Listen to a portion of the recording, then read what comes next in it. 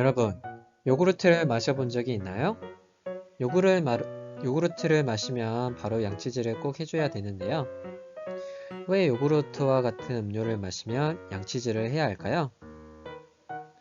요구르트는 새콤하고 달콤하죠? 요구르트는 몸에도 좋긴 하지만 충치가 생기게 할 수 있습니다. 이때 양치질을 꼭 해줘야 되는데요. 우리가 지난 시간에 배운 산성용액과 염기성 용액의 성질과 관련이 있을까요? 이번 시간에는 우리 생활에서 산성용액과 염기성 용액을 어떻게 이용하는지 알아보도록 하겠습니다. 과학교과서 110쪽, 111쪽, 실험관찰 58쪽을 펴주세요. 오늘의 학습 목표를 살펴보겠습니다. 오늘은 우리 생활에서 산성용액과 염기성 용액을 이용하는 예를 찾아 설명할 수 있을 것입니다. 오늘의 학습 순서를 살펴볼까요? 먼저 요구르트와 치약의 성질을 알아보도록 하겠습니다. 그 후에는 우리 생활에서 산성용액과 염기성 용액을 이용하는 여러가지 예를 알아보도록 하겠습니다. 먼저 요구르트와 치약의 성질을 알아보는 실험 방법을 배워보도록 하겠습니다. 준비물을 살펴볼까요? 비커 2개와 요구르트, 그리고 페트리 접시 2개와 푸른색 리트머스, 붉은색 리트머스 종이가 필요합니다. 유리막대 2개와 점적병에 담긴 페놀프탈레인 용액, 그리고 치약, 물, 보안경과 실험용 장갑이 필요합니다. 오늘도 유리기구를 사용하므로 깨지지 않도록 주의하도록 합니다. 먼저 요구르트와 치약의 성질을 알아보기 위해서 첫 번째로 요구르트를 비커에 담은 뒤에 유리막대로 푸른색 리트머스 종이와 붉은색 리트머스 종이에 각각 묻혀 색깔 변화를 관찰해 봅니다. 이 유리막대로 요구르트를 살짝 찍은 후에 이 리트머스 종이에 묻혀주면 되겠습니다. 그 다음에는 요구르트를 담은 비커에 페놀프탈레인 용액을 떨어뜨려서 색깔 변화를 관찰해 봅니다. 그 다음에는 치약의 성질을 알아볼 건데요.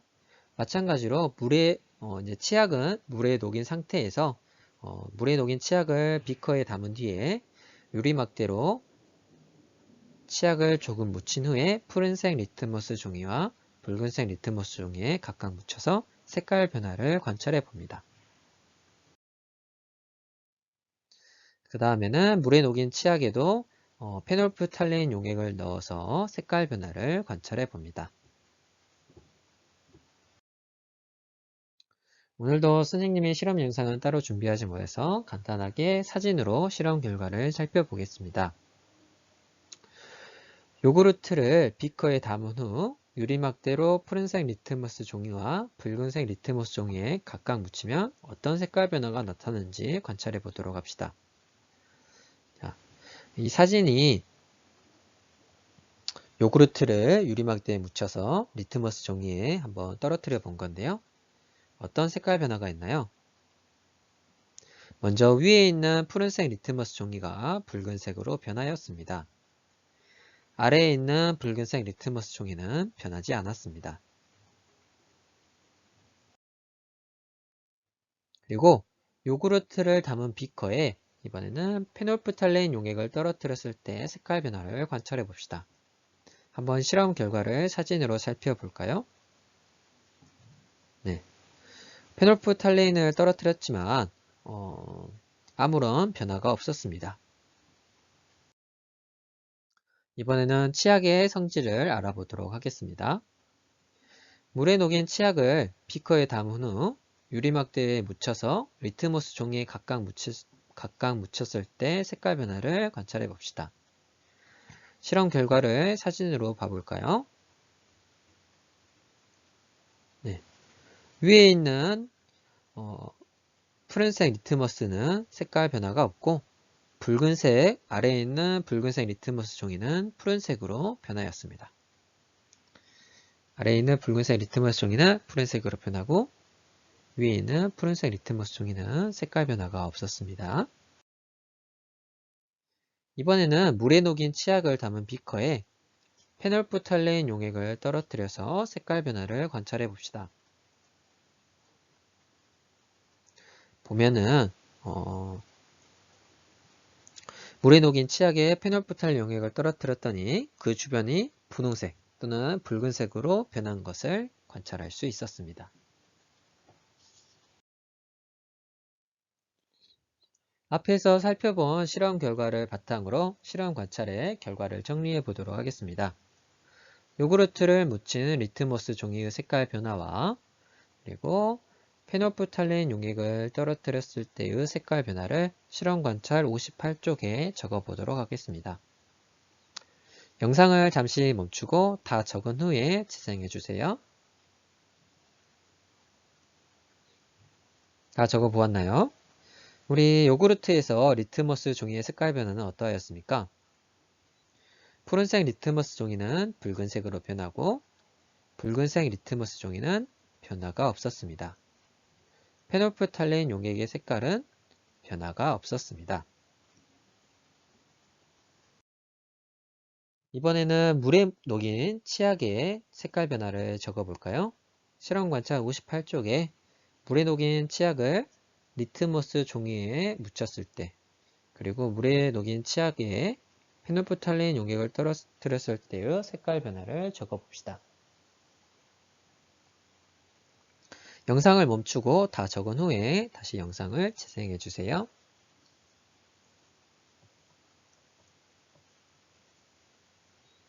네, 우리 리트머스 종이의 색깔 변화는 치약에서 우리 푸른색 리트머스 종이는 색깔 변화가 없었고 붉은색 리트머스 종이는 푸른색으로 변하였습니다. 또 페놀프탈레인 용액을 떨어뜨렸을 때는 분홍색이나 붉은색으로 변한 것을 확인할 수 있었습니다.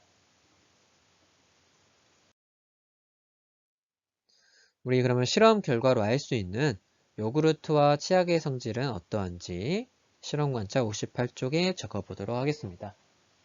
어떤 용액이 산성이고 염기성 용액인지 한번 영상을 멈추고 적어 주세요.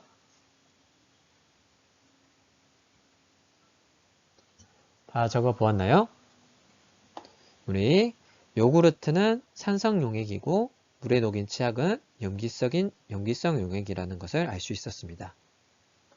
요구르트는 푸른색 리트머스 종이가 붉은색으로 변했고 우리 물에 녹인 치약은 붉은색 리트머스 종이가 푸른색으로 변하고 또 페놀프탈린 용액에서 붉은색으로 변하는 것을 확인할 수 있었기 때문입니다.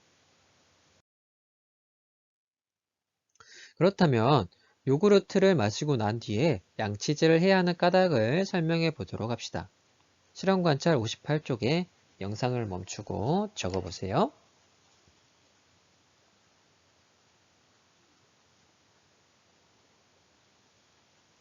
네, 우리 요구르트는 산성을 띠기 때문에 요구르트를 마시면 입안이 산성 환경이 됩니다. 이때 산성 환경에서 우리 입속에 있는 세균이 조금 더 잘 자라게 되는데요. 이런 산성 환경을 줄여주기 위해서 염기성인 치약으로 양치질을 하는 것입니다. 이렇게 양치질을 하면은 입안의 산성 물질이 없애지고 또 세균의 활동을 막을 수가 있습니다. 우리 지난 시간에 배웠듯이 산성 용액에 염기성 용액을 넣어주면은 산성 성질이 약해지는 것을 배웠죠. 그 원리를 이용해서 우리 입안에 있는 산성 환경을 약하게 해주기 위해서 염기성인 치약으로 양치질을 하는 것입니다. 특히나 다른 음료수보다 요구르트는 산성을 띠기 때문에 우리 산성을 없애주기 위해서는 요구르트는 특히나 양치질을 바로 해주어야 되겠습니다.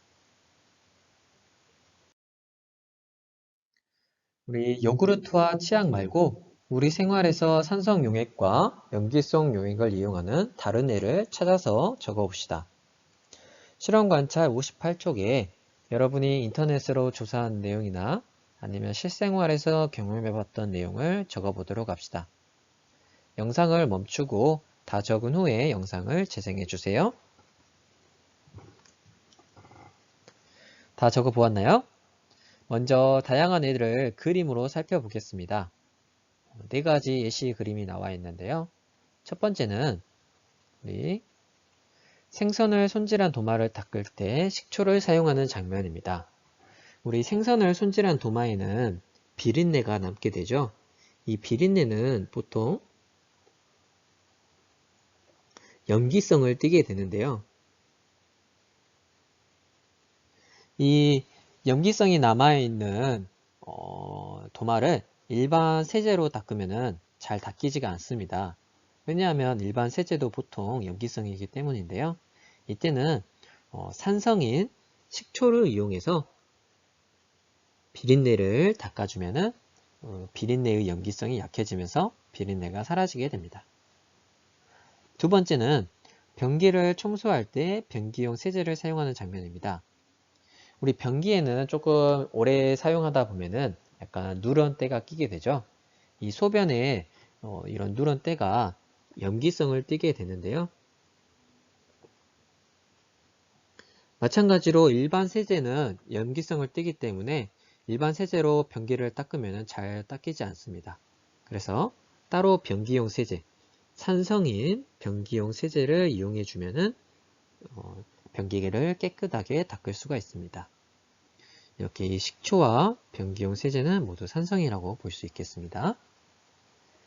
세 번째 그림은 속이 쓰릴 때 제산제를 먹는 것인데요. 우리 밥을 많이 안 먹어서 속이 쓰릴 때가 있죠. 이때 속이 쓰리는 이유는 우리 위에 위산이 있기 때문입니다. 위산은 여러 가지 세균을 소독하는 작용을 하는데요. 위산은 이름처럼 산성 성질을 지니고 있습니다. 이 산성 성질을 약하게 해주기 위해서 염기성인 제산제를 먹게 되는 것입니다. 마지막 그림은 표백제로 욕실을 청소하는 것인데요. 우리 욕실에 세균이나 때 같은 경우에는 보통 단백질 성질을 가지고 있는데요.